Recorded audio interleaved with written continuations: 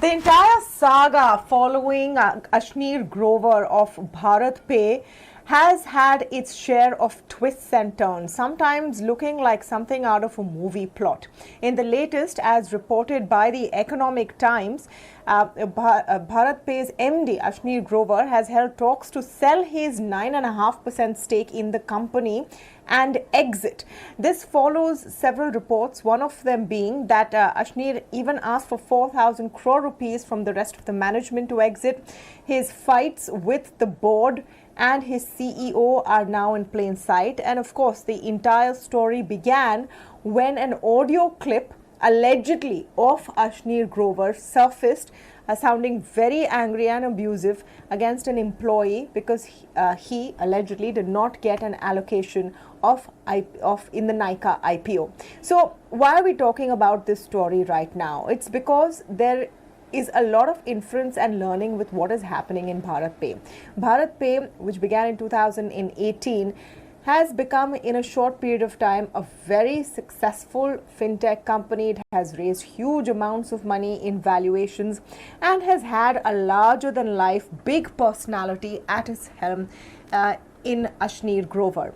This is not unusual to Bharatpe in terms of what we see in today's startup ecosystem in India. We've often seen big personalities in the people who lead these companies, and that is perhaps one of the reasons even contributing to the very quick success of these companies, their style of functioning.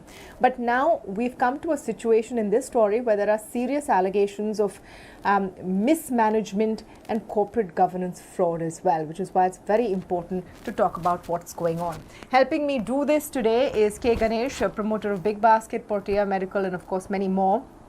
Shriram Subramanian, MD of InGroven, is joining us on the show, and I'm also speaking with Samidha Sharma, editor at ETech. Welcome to all of you. Samidha, let me begin by getting the details on some of these excellent stories that have been broken on the Economic Times on the Bharatpe story. And let's talk about the details of the latest one, where you've reported that Ashneer now is looking to exit Bharatpe. What is the sense you're getting of what really is going on inside the company right now? And is Ashneer looking to just close this chapter quickly? Is that the sense you're getting? Thanks, Tamanna. Thanks for having us on the show, and thanks for following our stories. It's been 1 month of kind of, it's sort of ever changing. Every day you wake up and there's another move from Ashneer Grover or the board. But today what we reported was primarily this, that Ashneer Grover is at this point left with not too many options in terms of, how to sort of be able to monetize his shareholding, which is a significant about 9.5% in the company. So before the final sort of report from PwC and from Alvarez and Marcel is put on the table, Grover is really sort of attempting, it's his last ditch attempt to maybe pull in an investor who will be able to buy his shares. He will be obviously discounting it, which I don't think will go down too well with the existing investors, Tamanna. And obviously, we've been reporting continuously about the friction between the board, the investors, and Grover himself. So while he's trying to pull off this really tough one of trying to get an investor to pick up his shares, we've clearly mentioned today that it's going to be full of hurdles, roadblocks, too many terms, etc. Don't really think personally that he will be able to do it. As far as him exiting the company, again, him sort of lawyering up, getting a law firm, all of this is indicative that he himself is aware that his days are very few till the final probe results are put in front of the board. So all of this is sort of leading to his departure. Now, how does he sort of monetize his stake and is able to snag whatever, it's 2.8 billion, right, the valuation. How does he get his share and how does he monetize? That's his effort at this point. That's what we're reporting today. Sure. So all of those details are now emerging, but there is so much more in the story that we need to throw light on. And let me bring Mr. Ganesh in here. Huge success story in a short period of time, led by a founder who has a big personality and perhaps whose aggression drove the company to success as well. Now seeming to end in this kind of a mess. What are your takeaways from what we've seen in this case? Yeah, so as a person from the startup ecosystem, having built companies and seeing the efforts required to build companies to any size or scale, and this of course is large, I feel very saddened because there is value destruction happening for everybody, whether it's the employees, option holders, founders, investors, shareholders. There is unnecessary value destruction happening. Nobody is gaining here. And the moment it comes to lawyers and lawyers being there, while everybody has got a right to protect their side, the outcome is rarely ever positive or accretive for everybody. I would have really liked the shareholder, the board, the founders, concerned people to sit together in a room, hammer it out, not let it out into the open, not have leakages, not get lawyers involved, with due respects to lawyers, not get lawyers involved and solve it. Unfortunately, that has not happened. So it's going downhill. What I'm also unable to understand is who is actually gaining from this. We have heard stories from both the sides. We have heard things getting leaked from one side or the other. Whether it's true or not, I don't know. Whether we have heard about some Panipat connection, we have heard about some innuendos.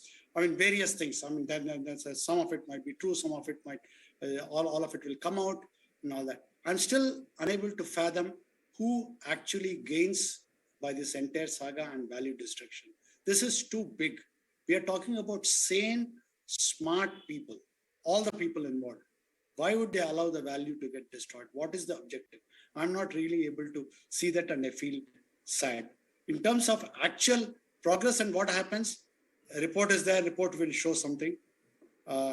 Whatever the report says will need to be followed. To Samidha's point, trying to get an external investor to come and buy the stake is almost impossible at this particular stage. There are right of first refusal, right of first offer that people have. While the valuation and 9.5% or 10% shareholding is great, please remember these are common shares.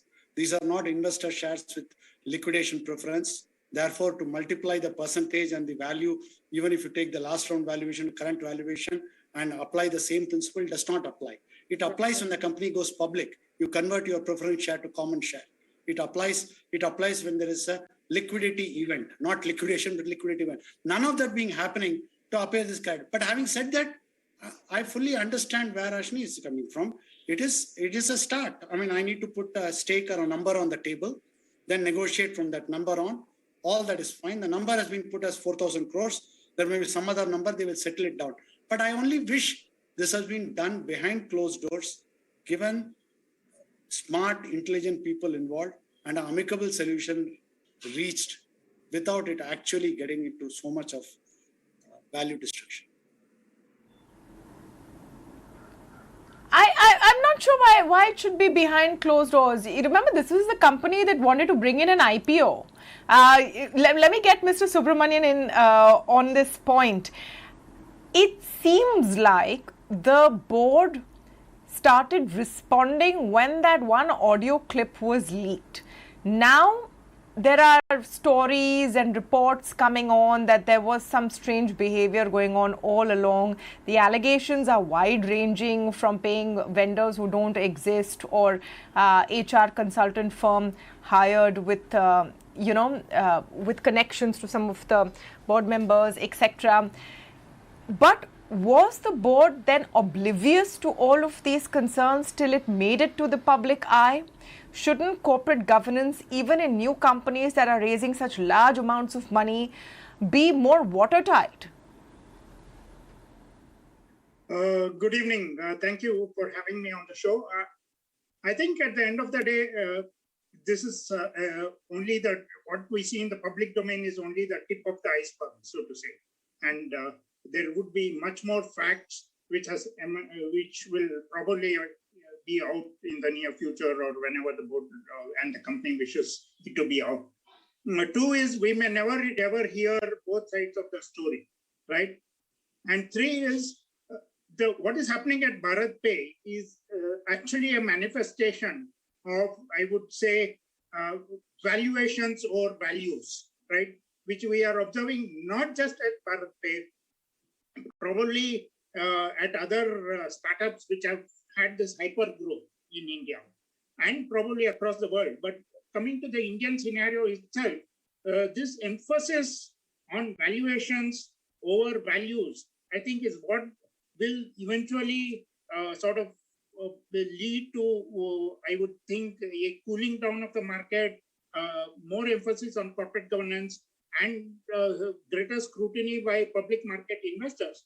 And we have seen that already happen with Paytm, where the stock is beaten down 50% from what it was issued at, etc. So I would think till the boards of large unlisted companies start behaving or having in place corporate governance metrics and practices which are sort of mirror that of large other listed companies, and they look up to well-governed listed companies, I think it is going to be that valuations are driving the values. And this is Bharatpe, just one such manifestation. I want to comment on this, Ganesh. It's a great point. I want your comment on this. The concern of valuations over value. Yes. Yeah. No, Tamanna, that's a great point. I don't think startups beyond a particular level, whether they raise after Series B or when they become more than a few hundred employees or more than 2-3 years, can hide behind a startup umbrella, and because it becomes a large company. It is a large company because hundreds of employees are involved, tens of thousands of customers are involved. In this case, huge number of merchants are involved. Investors are involved, but few large investors. So keep investors aside. They are few. They are not dying. They will take care of themselves.